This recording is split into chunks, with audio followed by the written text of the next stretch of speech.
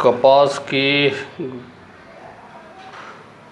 Year 1985 में 535 था, 2018 में 4320, तो इसकी ग्रोथ है 1.065%।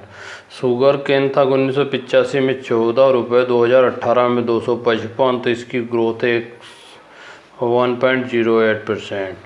जूट 1985 में आपका था, जूट 195 था 85 में, और आज 3500 है 22 में, तो 1.09% की इसकी ग्रोथ है। ग्राउंडनट 1985 में 340 था, 2018 में 4450, तो 1.08% इसकी ग्रोथ है।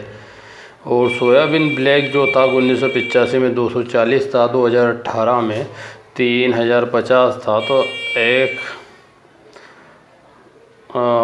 1.07% ही ग्रोथ है इसकी सोयाबीन की। और सोयाबीन येलो 265 था 1985 में, 2018 3050, 1.0757 ग्रोथ है। सनफ्लावर सीड्स के 1985 में 325 था, 2018 में 4100, 1.08% ग्रोथ है। और रेप सीड्स मस्टर्ड सीड्स 1985 में 385 था, 2017 में 3700 है, तो 1.07% ग्रोथ है इसकी।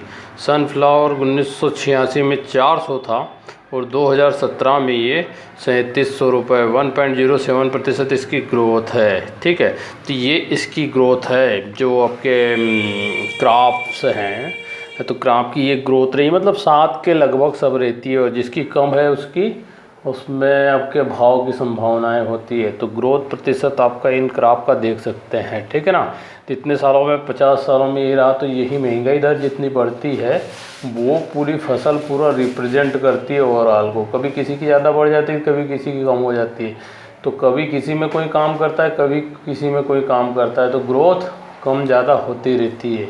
तो उस ग्रोथ का असर पड़ता है जीवन शैली पर। जीवन शैली से अनुसार कभी बिल्डिंग मटेरियल के भाव बढ़ जाएंगे, तो कभी दूसरी जो खाने वाली चीज़ों के भाव बढ़ जाएंगे। तो खाने वाली चीज़ों के भाव अगर बढ़ जाएंगे तो दूसरी चीज़ों के मार्केट में भाव कम हो जाएंगे। अगर इसका शेयर बाज़ार पर भी इफेक्ट पड़ता है। अगर खाने वाली चीज़ें महंगी हो जाती है तो शेयर बाज़ार नीचे जाता है, और अगर खाने वाली चीज़ें सस्ती हो जाती है तो शेयर बाज़ार ऊपर जाता है। तो इसका डायरेक्ट इनडायरेक्ट दोनों तरीके से यहाँ पर असर देखने को मिलता है, ठीक है ना।